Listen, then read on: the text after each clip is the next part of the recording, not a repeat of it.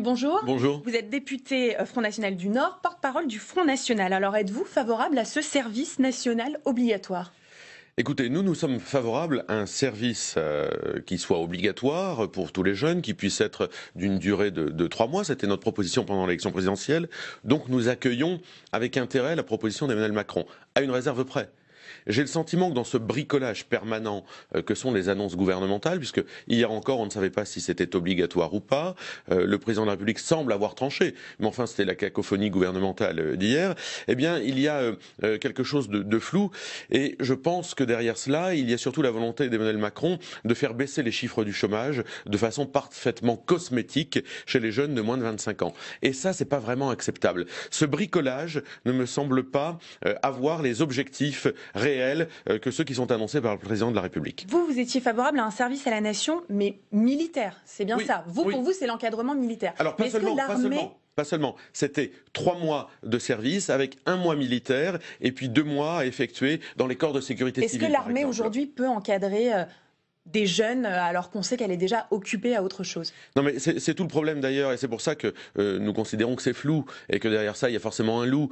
Si vous voulez, le problème c'est le problème budgétaire de l'armée et des choix qui ont été faits. À partir du moment où vous avez des choix budgétaires qui sont particulièrement faibles pour les années à venir, notamment sur le budget à venir. Madame Parly nous a annoncé des chiffres qui ne correspondent pas à la réalité. On sait très bien qu'il y a en réalité un effort très faible, 600 millions d'euros pour l'année à venir, alors qu'il faudrait plusieurs milliards pour notre défense. Et bien à partir du moment où les choix budgétaires ne correspondent pas, évidemment, on ne peut pas créer un service militaire et civique. Le gouvernement a fait des choix budgétaires qui ne lui permettent pas de créer un vrai service militaire et civique. Et donc, je pense que derrière ça, c'est la volonté simplement de faire baisser les chiffres du chômage chez les moins de 25 ans. Vous aviez fait, vous, votre service militaire? Non. Ben non, Pour quelle raison? J'étais passé dans les dernières années. Vous savez qu'il a été réformé il y a un certain nombre d'années, donc voilà, j'y ai échappé de cette façon-là. Mais je trouve que le service militaire repensé, obligatoire, avec un temps militaire et puis un temps pour faire autre chose, pour participer à la sécurité civile de notre pays, est une façon aussi de permettre à la jeunesse de France de se retrouver, d'échanger autour d'un corpus d'idées, d'adhérer à l'idée de la nation. Et ça, c'est important. Hier, dans ce rendez-vous avec la presse présidentielle, Emmanuel Macron a également défendu ses ministres, Nicolas Hulot et Gérald Darmanin, en parlant de République du soupçon. On a l'impression que Marine Le Pen est un peu sur la même ligne. Elle dénonçait, elle, un tribunal médiatique. Écoutez, moi qu'on ne compte pas sur moi pour crier avec les loups en ce qui concerne les affaires des ministres concernés. Je trouve que c'est un principe de vie d'abord. On ne va pas crier avec les loups et mettre en pâture des noms. En revanche, la République du soupçon, c'est celle qu'installe Emmanuel Macron tous les jours. Qui soupçonne les chômeurs de truander le système? Qui soupçonne les députés de ne pas être capables de voter un amendement, ses propres députés en marche de ne pas être capables d'élaborer un amendement? Qui soupçonne, à travers une loi sur les fake news, le fait qu'il y ait un certain nombre d'informations malveillantes pendant les campagnes électorales? C'est bien Emmanuel Macron, c'est lui qui installe cette République du soupçon qu'il vient aujourd'hui dénoncer. Tout ça n'est pas très sérieux. Vous n'êtes pas favorable à une loi sur les fake news? Il faut quand même que les gens, quand ils soient informés, sachent en fait si c'est une vérité ou non. Pas du tout. La loi protège déjà. Je rappelle que cette loi sur les fake news est faite pour protéger l'information pendant les campagnes électorales. Eh bien, la loi existe déjà. Toute propagation de fausses nouvelles pendant une période électorale est sanctionnée. Et nous, le Front National, nous avons été victimes de cela et nous avons fait sanctionner l'AFP et un certain nombre d'organes de presse. Vous aviez aussi vous-même parlé d'un compte caché d'Emmanuel Macron. Non, nous avons relayé un certain nombre d'informations Qui n'étaient pas toutes vérifiées. Il fallait nous attaquer à ce moment-là. Je note que nous n'avons pas été attaqués. Nous, lorsque des fake news, des fausses nouvelles, pour parler français, ont été distribuées dans la presse nous concernant, nous avons attaqué. Pour vous, et la nous avons fait condamner. suffit, la plainte en diffamation suffit aujourd'hui? Sinon, on arrive dans une société qui est simplement une société dans laquelle il y a un ministère d'une autorité, un ministère qui n'est plus le ministère de la Culture d'ailleurs, ou de l'information, ou de la communication, mais un ministère de l'autorité qui ne correspond pas à la philosophie que j'ai du rapport aux libertés. Aujourd'hui, Jean-Michel Blanquer, le ministre de l'Éducation, va présenter sa réforme du baccalauréat. Je vous propose d'écouter Françoise Vidal, qui est responsable de l'enseignement supérieur. Elle défend cette réforme. Je vous fais réagir tout de suite après. Frédérique Vidal, pardon. Non, je crois que ça va être surtout beaucoup plus d'équité, puisque... Oui, oui, j'en suis persuadée, parce que ce qui est vraiment, parce que ça n'est pas équitable aujourd'hui.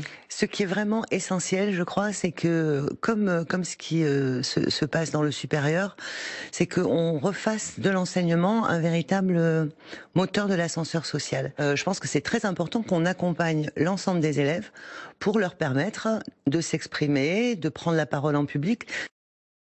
Ce nouveau bac, plus équitable selon vous ? Je trouve ça intéressant. Vous voyez, nous essayons d'être une opposition franche et déterminée à ce gouvernement qui va dans bien des domaines sur de mauvaises voies.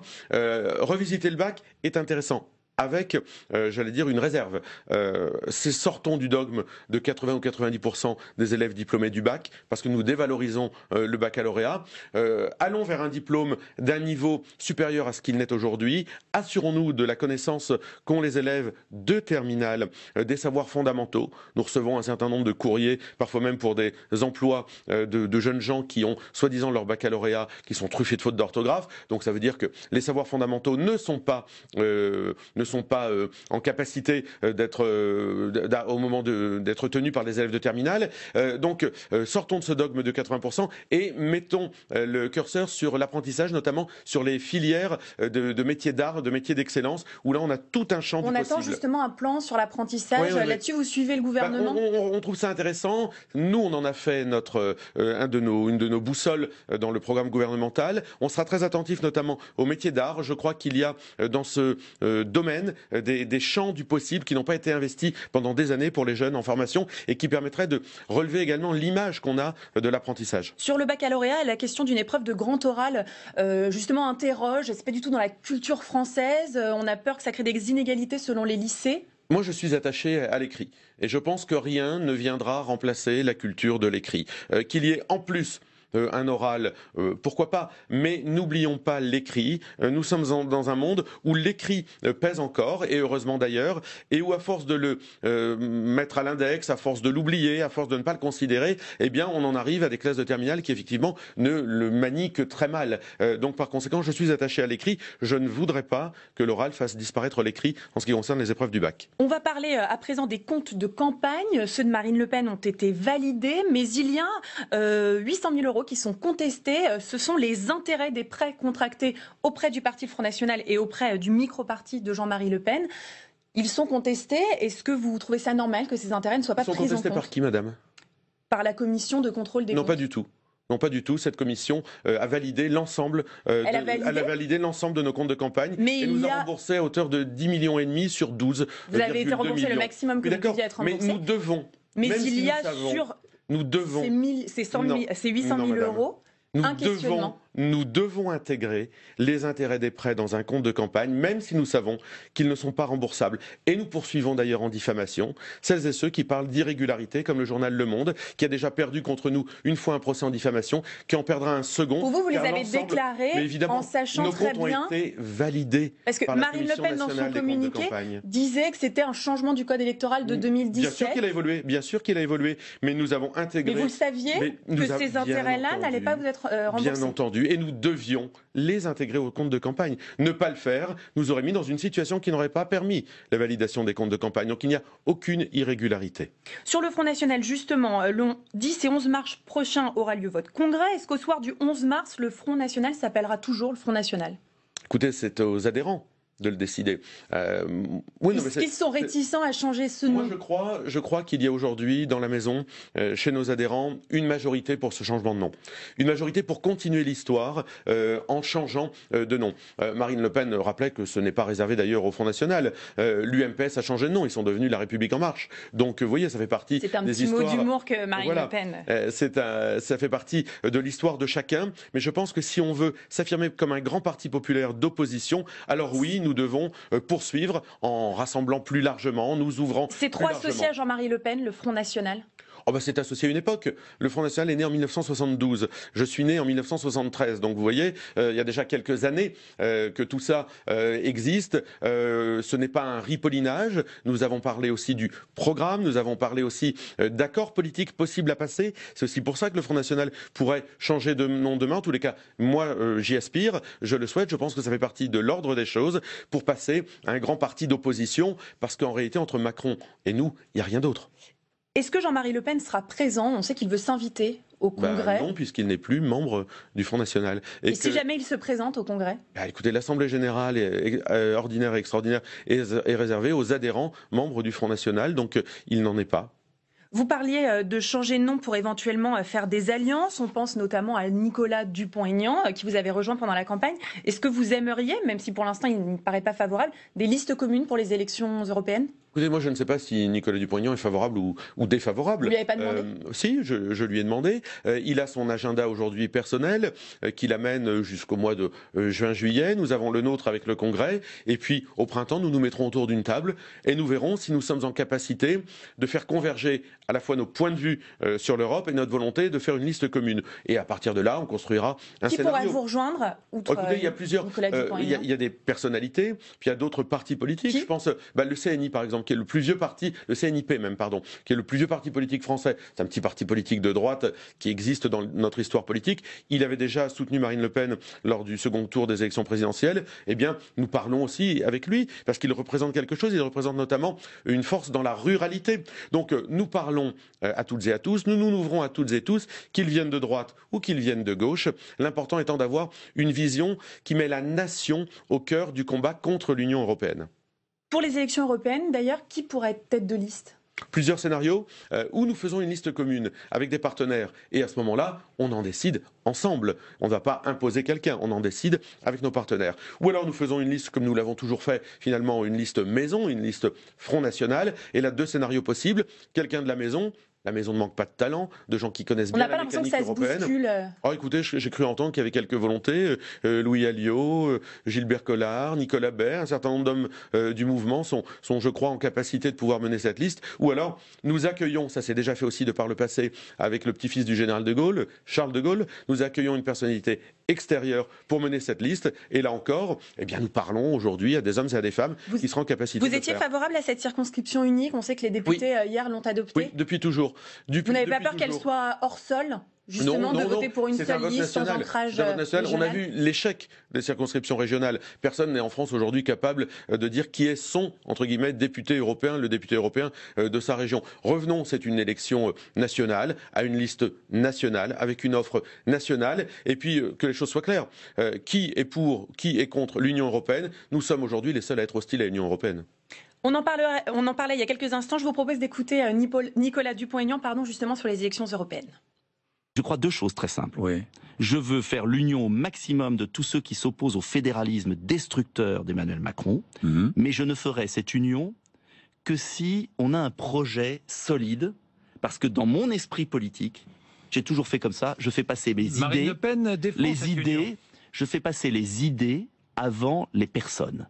Donc, il faut d'abord que Debout la France ait un beau projet européen clair, convaincant, et après, j'aviserai.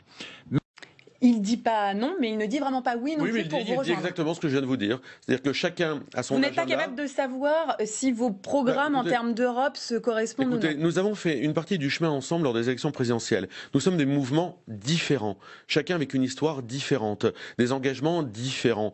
Chacun est libre et autonome. Nous allons voir si nous sommes capables, effectivement, de faire converger nos programmes européens et ensuite de faire liste commune.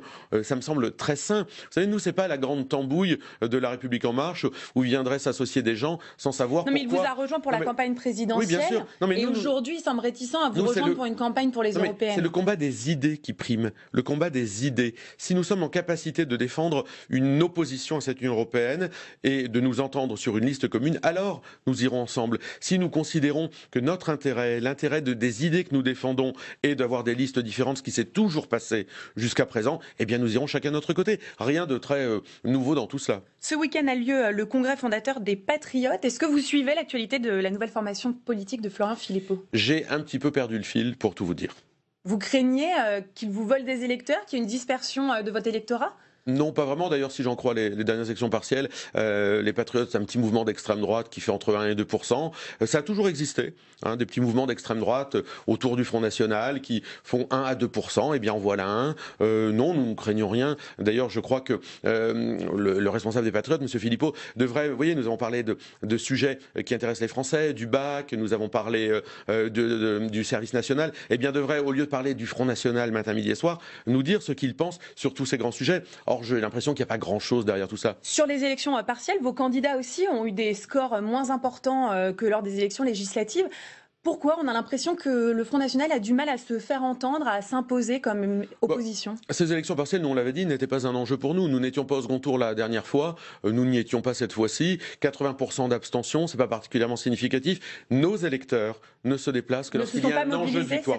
Oui, parce qu'il n'y avait pas d'enjeu de victoire. Vous n'avez pas réussi à les mobiliser? Oui, mais parce que comme à chaque fois dans les partiels où il n'y a pas d'enjeu de victoire, ce qui n'a pas toujours été le cas, il y a eu des partiels où il y avait des enjeux de victoire, nos électeurs ne se sont pas mobilisés et ils ont rejoué en réalité avec 80% d'abstention. Le match du second tour, dès le premier tour, les deux partis politiques qui s'étaient qualifiés la dernière fois au second tour ont été qualifiés cette fois-ci très fortement et plus fortement encore dès le premier tour. Merci beaucoup, Merci. Sébastien Chenu, d'avoir été notre invité. Vous êtes député Front National du Nord et porte-parole du Front National.